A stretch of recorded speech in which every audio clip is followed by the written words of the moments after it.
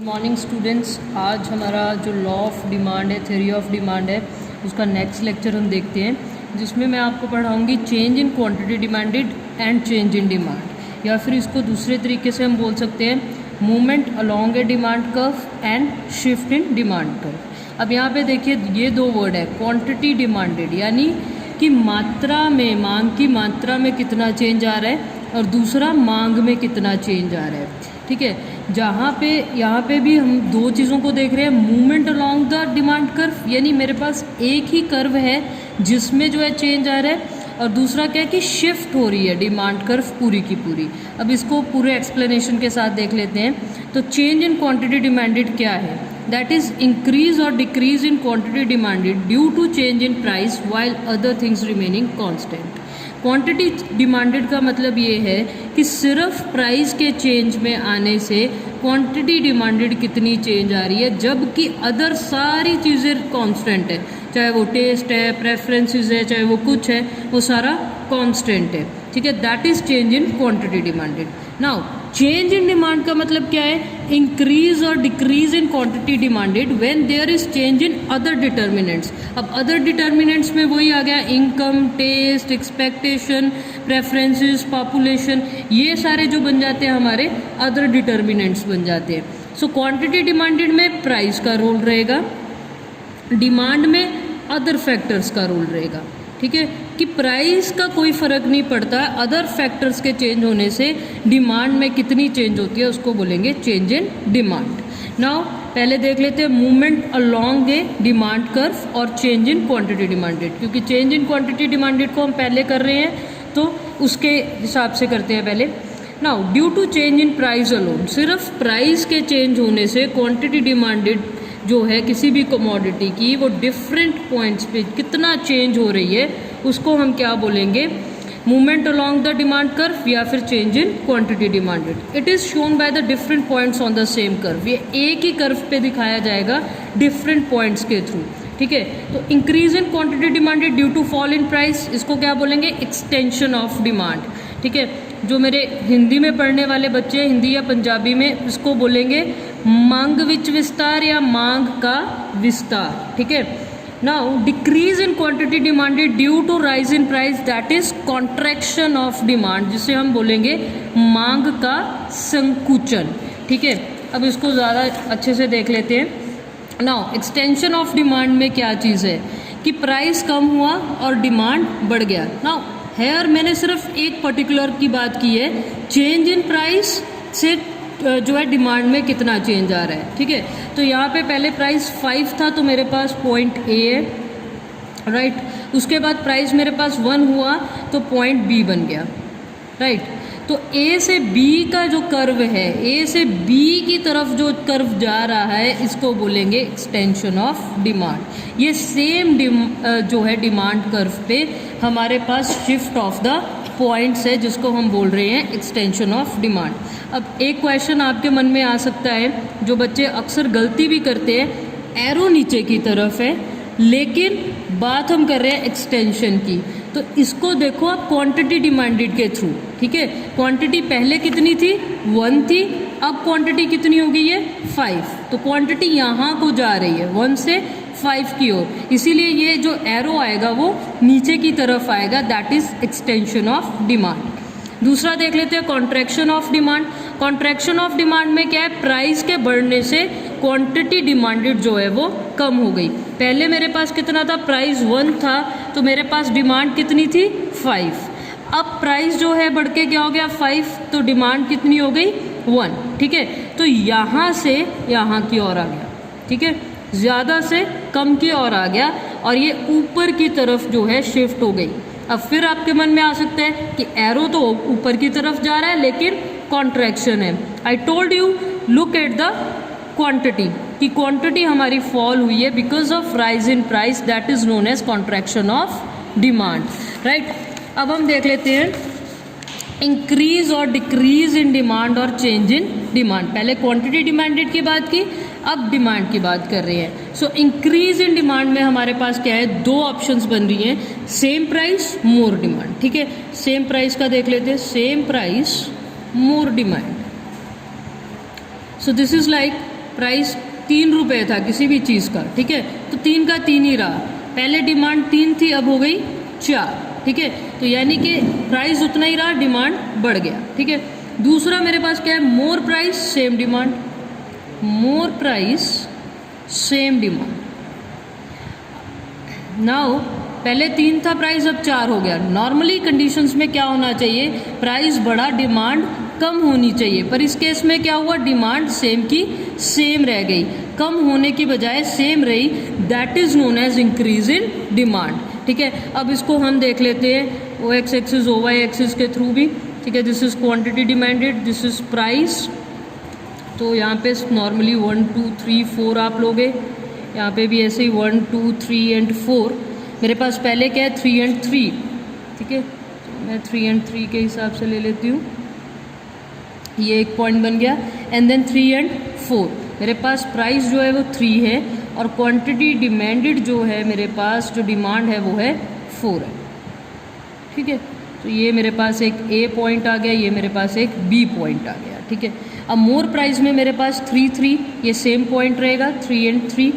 दूसरा 4 and 3, price 4 है लेकिन डिमांड मेरे पास कितना है, 3 है,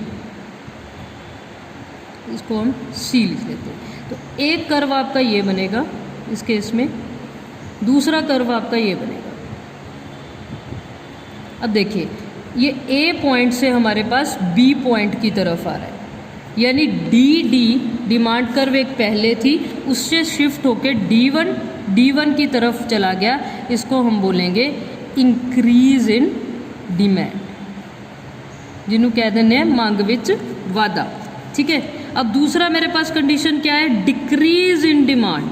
डिक्रीज इन डिमांड में क्या है, सेम प्राइस लेस डिमांड, ठीक है, सेम प्राइस लेस डिमांड।